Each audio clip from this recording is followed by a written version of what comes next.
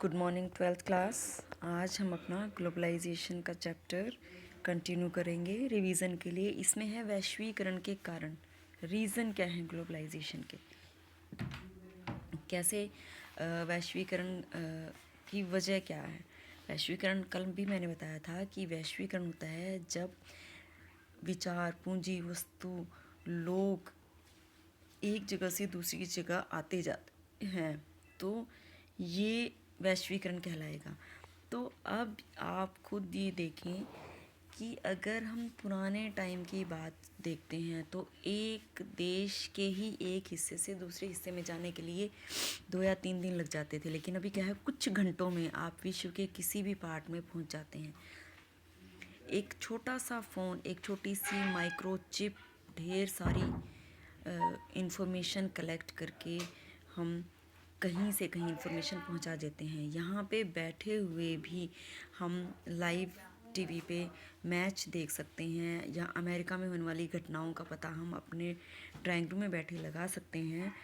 तो ये सब किसकी वजह से हुआ है? Means of transport and communication.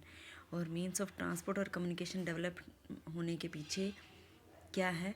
Technology, जिसको हम कहेंगे टेक्नोलॉजी है। टेक्नोलॉजी की वजह से ये सारे मूवमेंट्स आसानी से हो पाए हैं।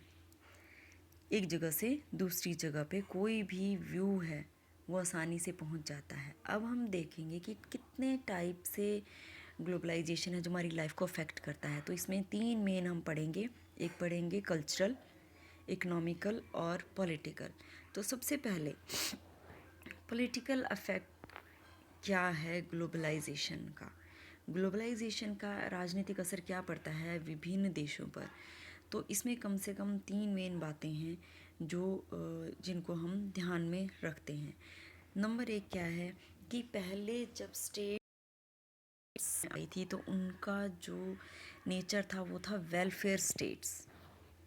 वेलफेयर स्टेट यानी स्टेट का काम क्या था?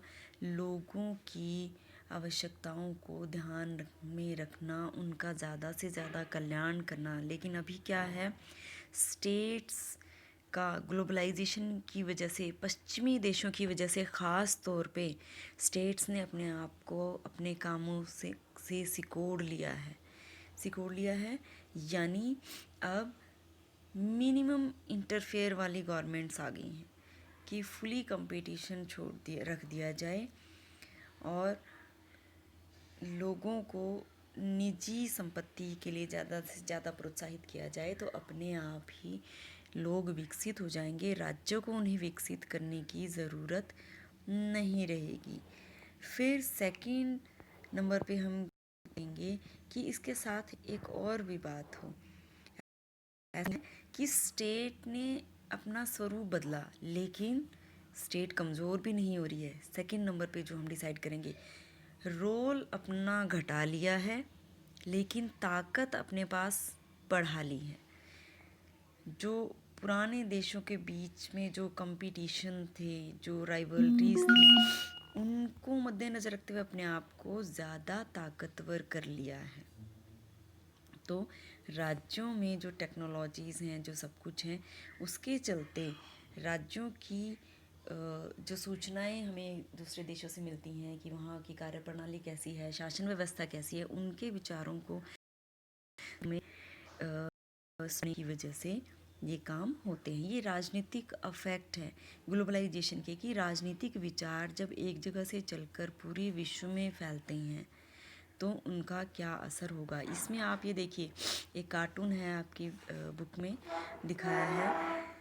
पहले क्या होता था, ये कह रहे हैं अमेरिका वाले, अपना खाना जल्दी ख़त्म करो, चीन और भारत के भूखे लोग तुम्हारा खाना खा जाएंगे। यानी पहले की सिचुएशंस को क्या डिस्क्राइब किया है। और अब ग्लोबलाइजेशन के चलते कह रहे हैं कि अपना होमवर्क जल्दी जल्दी कर लो वरना चीन और भारत के लोग तुम्हारी नौकरी खा जाएंगे। यानी ये डरते हैं ग्लोबलाइजेशन फैलने की वजह से कि लोग एक जगह से दूसरी जगह आसानी से आ जा रहे हैं, तो हमारे देश के लोगों को इससे ख़तरा हो सकता है।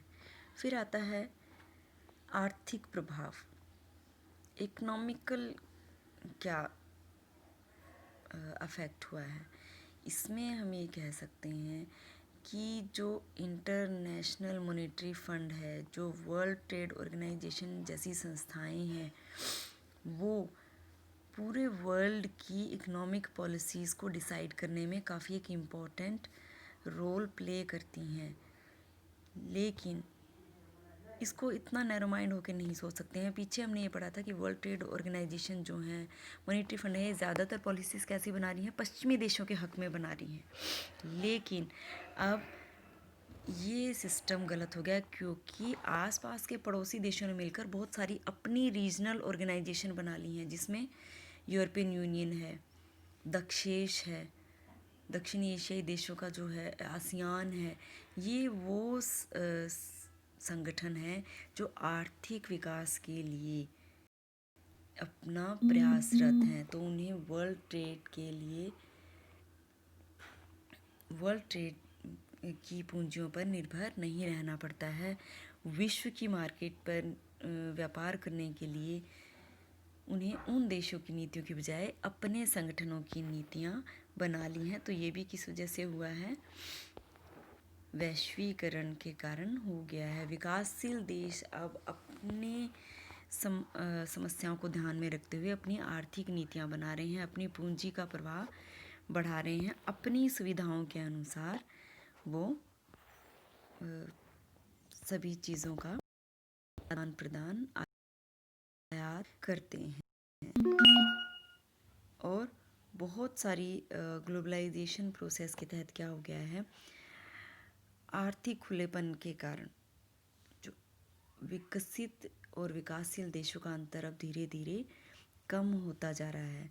और अभी भी बहुत सारे ऐसे विकासशील देश हैं जो सामाजिक सुरक्षा कवच वो कहते हैं कि तैयार किया जाना चाहिए उन देशों के लिए जो आर्थिक रूप से कमज़ोर हैं, ताकि ग्लोबलाइजेशन के जो नेगेटिव इफ़ेक्ट्स हैं उनके ऊपर कम पड़े।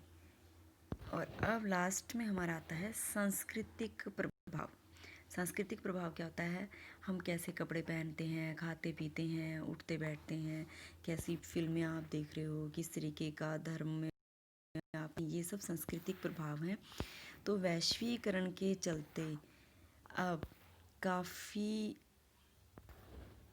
संस्कृतियों में जो रीजनल संस्कृतियां हैं उनमें अफेक्ट पड़ा है। अपनी संस्कृति को छोड़कर बहुत सारे लोगों ने दूसरों की संस्कृति को अपना लिया है।